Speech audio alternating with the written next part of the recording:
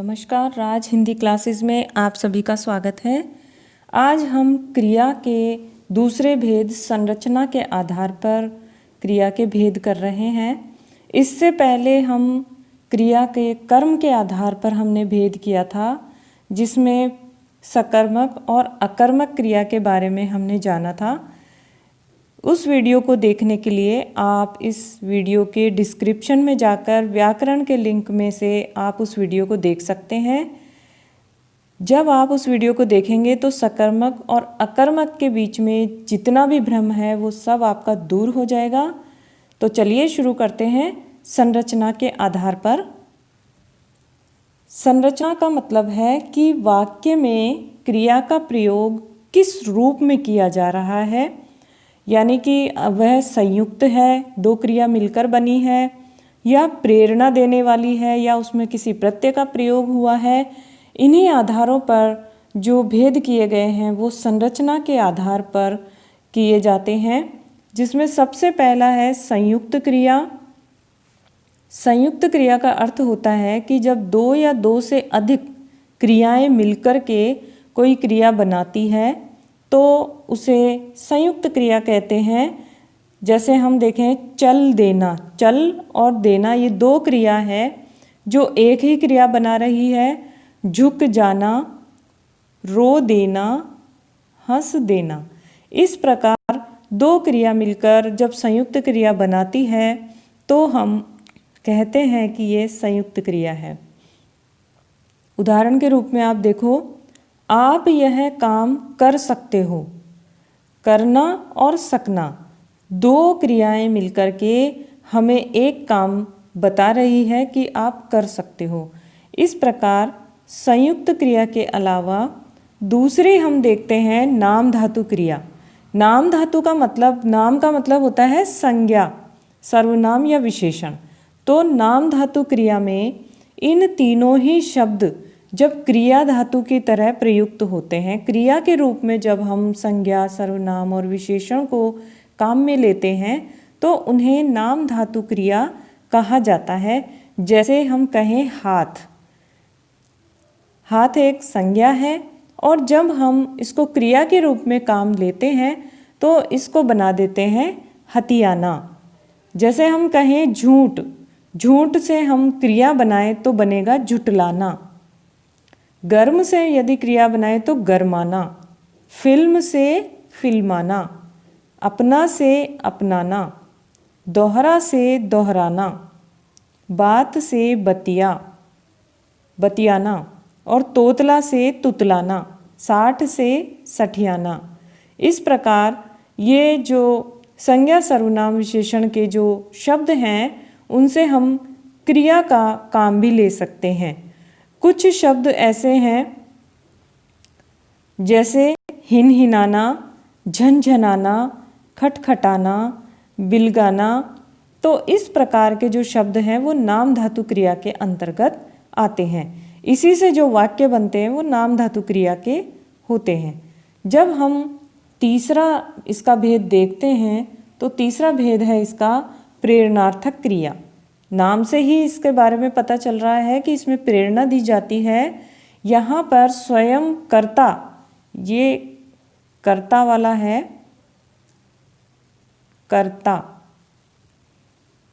तो जब स्वयं कर्ता यानी करने वाला अपना कार्य न करके किसी दूसरे को उस कार्य को करने के लिए प्रेरित करता है तो वहाँ प्रेरणार्थक क्रिया कहलाती है। जैसे एक उदाहरण देके, सरपंच ने गांव में तालाब बनवाया। तो ये जो बनवाया है, सरपंच ने स्वयं नहीं बनाया है, लेकिन उसने यह तालाब बनवाया है किसी और से। तो यहाँ प्रेरणार्थक क्रिया होगी। जैसे समझाना, इसकी हम प्रेरणार्थक क्रिया बनाएं तो समझवाना, यानी दूसरे को समझवाना। बदलवाना, जितवाना, जीतना से जितवाना। इस प्रकार कर्ता स्वयं कार्य न करके वो जब दूसरे से कार्य करवाता है, दूसरे से उसे करने की प्रेरणा दूसरे को देता है, तो वहाँ हम प्रेरणार्थक क्रिया काम में लेते हैं। चौथा भेद है पूर्वकालिक क्रिया। इसमें भी नाम से ही पता चल रहा है, यानी पूर्व काल की, जब किसी वाक्य में दो क्रियाएं प्रयुक्त होती हैं और एक क्रिया जो है वो दूसरी क्रिया से पहले संपन्न होती है। पहले कोई काम हो गया, उसके बाद दूसरा काम होता है, तो पहले वाली जो क्रिया है वह पूर्वकालिक क्रिया कहलाती है। जैसे मूल धातु में, धातु हमने पढ़ लिया था कि मूल धातु में जब हम कर लगा लेते हैं तो वह क्रिया बनाई जा सकती है। ये हम उदाहरण से बहुत अच्छे से समझ सकते हैं। इन क्रियाओं को अव्यय के रूप में भी प्रयुक्त किया जाता है। आपको पता है अव्यय का मतलब होता है कि जिसमें लिंग वचन कारक के अनुसार किसी भी प्रकार का जिन शब्दों में परिवर्तन नहीं होता वे शब्द अव्यय शब्द कहलाते हैं। तो जो क्रियाएं अव्यय के रूप में प्रयुक्त होती है उनमें इस प्रकार के परिवर्तन देखने को नहीं मिलते, वो अव्यय की तरह प्रयुक्त होते हैं, तो वे पूर्वकालिक क्रियाएं कहलाती हैं। जैसे प्रताप खेलकर पढ़ने बैठेगा। इस प्रकार पहले वह खेला और फिर पढ़ा, तो हमने खेलने के ऊपर कर लगाया और कर लगाकर, खेल एक धातु है और इसके जब हमने कर लगाया तो खेल कर नाम से क्रिया बनी। और यहाँ दो क्रियाएं प्रयुक्त हो रही है, लेकिन पहली क्रिया दूसरी क्रिया से पहले हो रही है और दूसरी क्रिया बाद में हो रही है। जबकि हम संयुक्त क्रिया में भी दो क्रियाएं देखते हैं, किंतु वहाँ पर ऐसा नहीं होता कि पहले कोई क्रिया हो जाए और फिर दूसरी क्रिया हो। यहाँ यही अंतर हमें देखने को मिलता है। इसी में हम एक और रूप देखते हैं तात्कालिक क्रिया का। अलग से कोई भेद नहीं है, यह है पूर्वकालिक क्रिया में ही, किंतु इसमें देखिए एक क्रिया होगी, उसके तुरंत बाद दूसरी क्रिया होगी। शेर को देखते ही वह डर गया, मतलब उसने समय नहीं लगाया, तुरंत डर गया। तो यहाँ तात्कालिक क्रिया का रूप हमें देखने को मिलता है, जो इसी क्रिया के अंतर्गत हम पढ़ते हैं। इसके बाद पांचवा भेद हमारा और अंतिम आता है कृदंत क्रिया का। कृदंत का मतलब होता है कि क्रिया जो शब्द हैं, क्रिया शब्दों में जब हम प्रत्यय जोड़ते हैं, प्रत्यय हमेशा शब्द के अंत में जुड़ता है, तो जब हम क्रिया शब्दों के अंत में प्रत्यय जोड़ते हैं तो ऐसे शब्दों से बनी हुई क्रिया कृदंत क्रिया कहलाती है। जैसे एक क्रिया शब्द हम लेते हैं चल। चल में यदि हम ना लगाएं तो चलना बनता है, ता लगाएं तो चलता बनता है और कर लगाएं तो चलकर बनता है। तो इस प्रकार क्रिया शब्द में यदि हमने प्रत्यय जोड़ दिया तो वे कृदंत क्रिया कहलाते हैं। इसी प्रकार भाग भी एक क्रिया है और इसी क्रिया में हमने ना और कर लगाकर इसे कृदंत क्रिया बना दिया। दौड़ जो शब्द है इसमें भी आप दौड़ना, दौड़ता, दौड़कर, इस प्रकार से क्रिया शब्द कृदंत क्रिया शब्द बना सकते हैं। लिख शब्द से हमने बनाया लिखना, लिखता, लिखकर।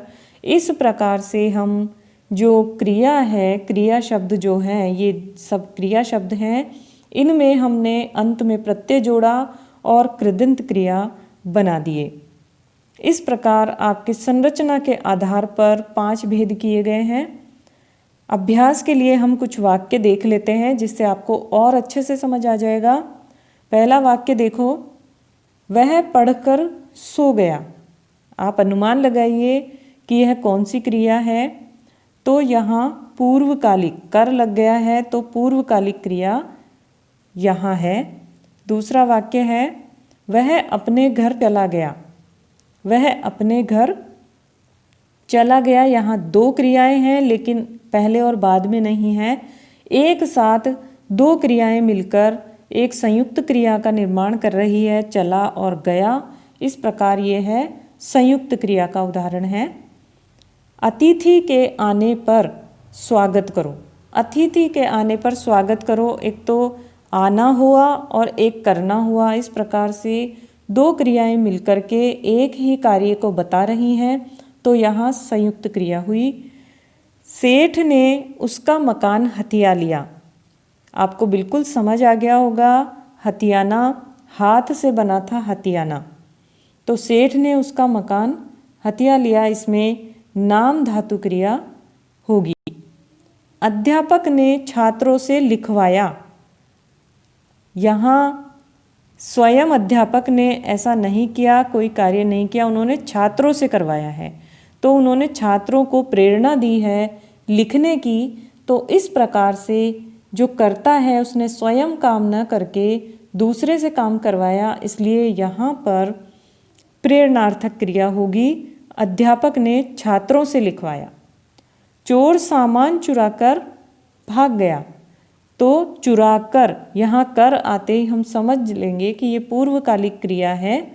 पुलिस के आते ही चोर भाग गया। यहाँ पर देखिए एक क्रिया हुई और तुरंत ही दूसरी क्रिया हो गई। तो इस प्रकार यहाँ पर तात्कालिक क्रिया का यह उदाहरण है, जो कि हमने पूर्वकालिक के अंतर्गत ही लिया था। इस प्रकार आप और भी बहुत सारे वाक्य बनाइए। अपने आप क्रियाओं को बनाकर आप वाक्यों को बनाएंगे तो आपका अभ्यास होगा और बहुत अच्छे से आपको ये क्रिया समझ में आ जाएगी। इसके बाद एक काल के आधार पर भी क्रिया का भेद किया जाता है, जैसे भूतकालिक क्रिया। आपको नाम से ही पता है भूतकाल में जो घटित होती है, जिस क्रिया से बीते समय में होने वाले कार्य संपन्न होने का पता चलता है, वही भूतकालिक क्रिया कहलाती है। जैसे रमेश विदेश चला गया, मतलब वो जा चुका है तो भूतकालिक हो गया। वर्तमानकालिक क्रिया, जिस क्रिया से वर्तमान समय में कार्य के संपन्न होने का बोध होता है, वहाँ वर्तमानकालिक क्रिया होती है। जैसे गीता पुस्तक पढ़ रही है। पढ़ रही है से पता चल रहा है कि ये कार्य अभी भी हो रहा है, तो यानी कि वर्तमान काल में हो रहा है, इसलिए ये वर्तमानकालिक क्रिया हुई। भविष्यकालिक क्रिया बना लीजिए, कोई भी वाक्य आप इसमें बना सकते हैं जिस क्रिया से हमारे आने वाले समय में कार्य संपन्न होने का बोध होता है, वहाँ भविष्यकालीन क्रिया होती है। जैसे हम इन्हीं वाक्यों को बना सकते हैं कि रमेश विदेश चला जाएगा। जाएगा से मतलब है कि अभी वो गया नहीं है, वो भविष्य में चला जाएगा। गीता पुस्तक पढ़ेगी। तो इस प्रकार हम किसी भी वाक्य को भविष्यकालीन वाक्य बना सकते हैं, वर्तमानकालिक वाक्य बना सकते हैं, भूतकालिक वाक्य बना सकते हैं, और इन्हीं क्रियाओं से अलग अलग प्रकार की क्रियाएं बनती हैं और इसी से काल का पता चलता है। इस प्रकार संरचना के आधार पर, काल के आधार पर और कर्म के आधार पर क्रिया के अनेक भेद किए गए हैं, जिन्हें आपने समझा। यदि आपको ये वीडियो पसंद आया तो लाइक करें, शेयर करें और चैनल को सब्सक्राइब करें। धन्यवाद।